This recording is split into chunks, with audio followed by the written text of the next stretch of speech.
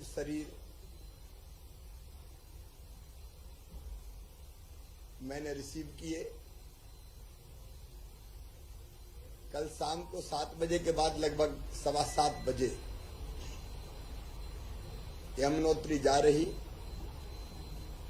एक बस, 2 बस थी, एक आगे निकल गई थी, एक आगे थी, एक पीछे आ रही थी।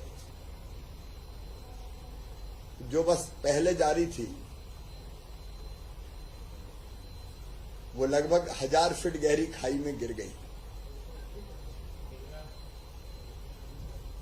लगभग 8 बजे के आसपास, 7:45-8 बजे मुझे जानकारी मिली। मैंने तत्काल उत्तराखंड के मुख्यमंत्री माननीय पुष्कर सिंह धामी जी से बात की और तत्काल आग्रह किया कि युद्ध स्तर पर राहत और बचाव के काम प्रारंभ किए जाए। तब तक रात हो गई थी, अंधेरा हो गया था। एसडीआरएफ की टीम पहुंच गई। पुष्कर जी ने जिला प्रशासन की टीम भेजी, लेकिन इतने से मन संतुष्ट नहीं हुआ। मुझे लगा इतने भयानक हादसे के बाद मुझे स्वयं भी जाना चाहिए और राहत और बचाव के काम तेजी से कर सके, इसलिए उच्च स्तरीय टीम भी ले जानी चाहिए। क्योंकि रेगुलर विमान मध्य प्रदेश सरकार का है नहीं, हमने आनंद फानन में विमान की व्यवस्था की। मैं स्वयं, हमारे डीजीपी, एसीएस होम, मेरे ओएसडी योगेश चौधरी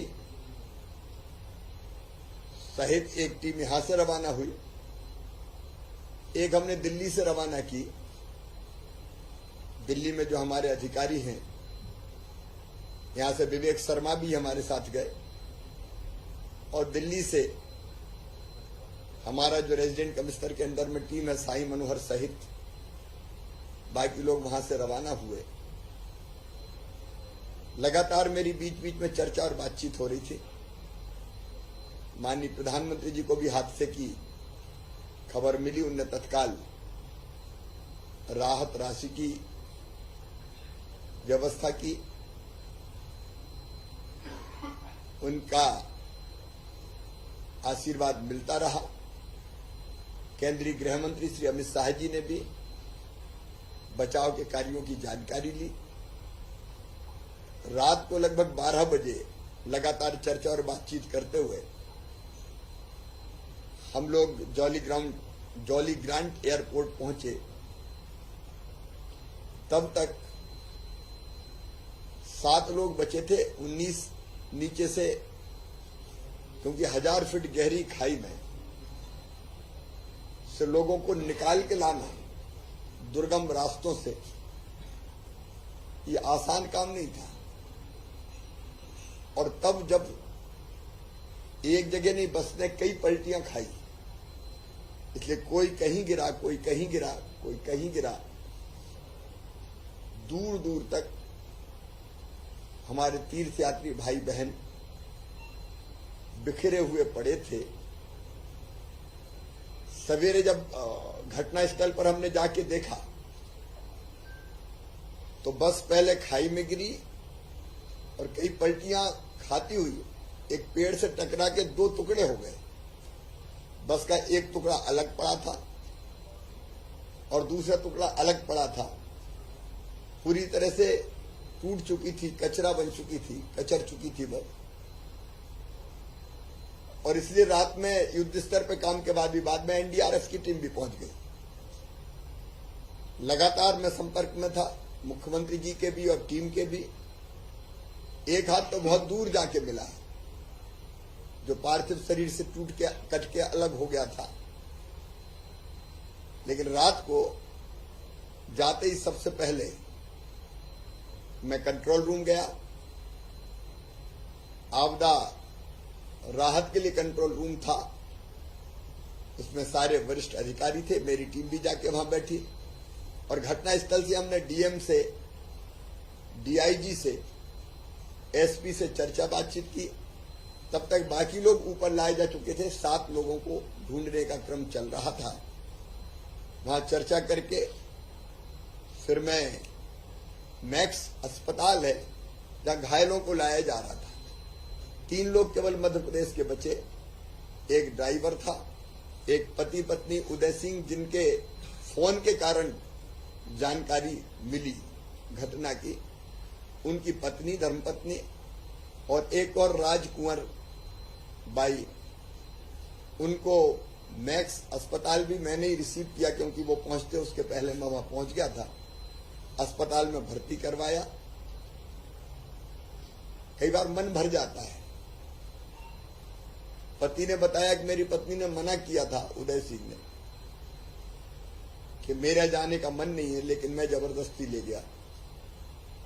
और जो राजकुमार बाई थी वो बदहवास थी, घायल तो बहुत थी ही। लाशों के बारे में कहते हुए कह रही थी मेरा बेटा कहां पड़ा है, मेरे बेटे को ढूंढवा दो। तब तक मुझे समाचार मिल चुका था कि बेटा अब इस दुनिया में नहीं है, लेकिन मैंने उनको दिलासा दिलाने के लिए झूठ बोला कि आप अपनी चिंता करो, वो ठीक है। बड़े पीड़ादायी क्षण जिंदगी के वो थे। हमने फिर तत्काल रात में ही कैसे पोस्टमार्टम हो पाए, क्योंकि दिन में पोस्टमार्टम होता तो देर बहुत लगती, इसलिए हमने आग्रह किया कि पोस्टमार्टम घटना स्थल पर ही सड़क के पास रात में ही कर दिया जाए, क्योंकि गर्मी के दिनों में डिकम्पोजिंग का खतरा था। और इसलिए मैं धन्यवाद दूंगा उत्तराखंड की सरकार को, रात में ही पोस्टमार्टम कर दिया गया, औपचारिकता पूरी हुई। और लगभग सवेरे 6:30-7 बजे घटना स्थल से हमने आग्रह किया कि देहरादून ही लाए जाएं, क्योंकि हमको सबको खजुराहो लाने की व्यवस्था करनी थी। रात में ही हमने एयरफोर्स से संपर्क करके ये आग्रह किया कि अगर हम बाय रोड ले जाएंगे तो पार्थिव शरीर बहुत देर में पहुंचेंगे, घर के लोग सब परेशान होंगे, अंतिम संस्कार और टलेगा, दूसरे दिन के लिए जाएगा, और सब सुरक्षित पहुंचे। इसलिए जरूरी है कि हम सड़क मार्ग के बजाय हवाई मार्ग से, हवाई जहाज के द्वारा हमारे तीर्थयात्री भाई बहनों को लेकर आए। सवेरे मैंने रक्षा मंत्री जी से चर्चा की, हमारा आग्रह स्वीकार हुआ, और 1:25 पर एयरफोर्स का विमान जॉली ग्रांट एयरपोर्ट पर उतर गया था। सवेरे 8 बजे मुख्यमंत्री उत्तराखंड और मैं स्वयं, हम दोनों हेलीकॉप्टर से घटना स्थल पर गए और घटना स्थल पर पूरी परिस्थितियों की वहां जानकारियां ली, घटना स्थल देखा। और जो मैंने आपको बताया कि बस तो टुकड़े टुकड़े हो गई थी, जो दूसरे बस के यात्री थे वो हमें मिले, वो बस पीछे थी, आगे निकल गई। उन्हें उत्सुकता से देखा भी कोई बस गिर गई, लेकिन उनको पता नहीं था कि हमारे मध्य प्रदेश की बस है। जब वो आगे चले गए काफी, तो बीच में सोचा कि रास्ते में पूछा उनके ड्राइवर ने कि इस नंबर की बस आगे निकली है क्या। जब वो बस आगे नहीं निकली तो उनने फोन लगाना शुरू किए, फोन लगे नहीं, तब उनको शंका हुई कहीं वही बस तो नहीं गिरी। तब वो लोग लौट के वहां वापस आए। 15-20 दिन पहले ये निकले थे, काठमांडू सहित कई तीर्थ स्थलों की यात्रा इन्होंने की थी। वहां पूरे घटना स्थल पर सभी चीजों की जानकारी ली। मुख्यमंत्री उत्तराखंड ने मजिस्ट्रियल जांच के निर्देश दिए ताकि घटना के कारणों का पता लगाया जा सके। जितना ड्राइवर से पता चला, ड्राइवर ने कहा कि स्टीयरिंग फेल हो गया था। बाकी तथ्य सामने आएंगे, लेकिन बहुत दुखद और भयानक घटना थी ये। इसके बाद हम लौट के फिर वापस देहरादून आए। तब तक हमने जो पार्थिव शरीर थे वो अस्पताल में पहुंचने वाले थे, अस्पताल में पहुंचा और उन सब जितने भी पार्थिव शरीर थे 25 हमारे, उनको रिसीव किया और एक साथ एम्बॉम्बिंग हो सके उनकी, उसके इंतजाम का मैंने अनुरोध किया था कि अलग अलग अगर हुई तो कई घंटे लग जाएंगे, और इसलिए 25 की एक साथ एम्बॉम्बिंग में हुई। काम एम्बॉम्बिंग का लगभग पूरा हो चुका है। अब सब वहां से रवाना एयरपोर्ट के लिए होने वाले हैं। एयरफोर्स का विमान वहां खड़ा है। हमारे खजुराहो के सांसद और बीजेपी के अध्यक्ष वी.डी. शर्मा जी सवेरे वहां पहुंच गए और ब्रजेंद्र सिंह मंत्री के रूप में मैंने उनको वहां छोड़ा है। राजौरा एसीएस और बाकी साईं मनोहर विवेक पूरी टीम वहां पे है। हमारी दिल्ली की टीम भी वहां है जो उनको रवाना वहां से करेगी। खजुराहो विमान से लाएंगे। खजुराहो में पूरी तैयारी है। वाहनों से सभी पार्थिव शरीर अपने अपने गांव ले जाए जाएंगे और हमारी कोशिश ये होगी कि आज ही अंतिम संस्कार हो सके। जो बेहतर से बेहतर इन परिस्थितियों में हो सकता था वो व्यवस्था करने की कोशिश की। अस्पताल में इलाज तो निःशुल्क हो ही रहा है, लेकिन हमने कल ही मैंने अनाउंस कर दिया था, प्रधानमंत्री जी ने कृपा पूर्वक 2 लाख रुपया मृतकों के परिवारों को राहत राशि देने की घोषणा की। हमने भी 5 लाख रुपया मृतकों के परिवारों को, 50,000 रुपया घायलों के परिवारों को देने का फैसला किया था। लेकिन आस्था कितनी भारी है, मैं आश्चर्यचकित रह गया जब मैंने दूसरी बस जिसके लोग अभी बचे हुए हैं उनसे पूछा कि अब आगे आपको कहां भेजने का इंतजाम करूं। उनमें से कुछ लोग बोले अब यहां आ ही गए हैं तो जमुनोत्री जी के दर्शन करके और जल वापस लेके जल भर के वापस जाने की इच्छा है। ये आस्था है जो ऐसे भयानक हादसे के बाद भी दिखती नहीं है, टूटती नहीं है। मैं परम पिता परमात्मा से प्रार्थना करता हूं तो वो दिवंगत आत्मा को शांति दे। 9 पति पत्नी 9 जोड़े इस दुर्घटना में नहीं रहे। एक बचा है जिसकी मैंने चर्चा की। उनके परिवार की स्थिति हम समझ सकते हैं। उनके परिवार को ये गहन दुख सहन करने की क्षमता दे। आगे भी जो और व्यवस्थाएं बनाई जा सकेगी बनाने का हम लोग इंतजाम करेंगे। घायल ठीक है, अभी स्थिर हैं और मुझे उम्मीद है कि हम घायलों को बचा लेंगे। चोटें बहुत हैं, लेकिन एक को ऑक्सीजन लगी है, 2 को ऑक्सीजन नहीं लगी। तो मैं ये मानता हूँ ईश्वर की कृपा से, डॉक्टरों के परिश्रम से वो बच जाएंगे। सर, इतनी तड़प कहाँ से आती है? जब कभी आपको चल बैठते हैं पहुंच जाते हैं? नहीं, मैं नहीं सो सकता था।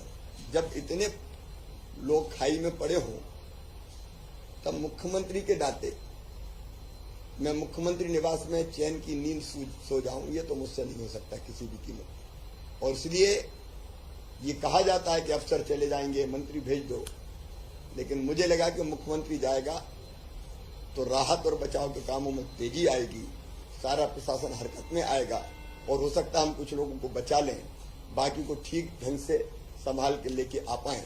आखिर मध्य प्रदेश अपना परिवार है और अपने परिवार के लोग गहरी खाई में पड़े हों तो हम घर में कैसे सो सकते हैं?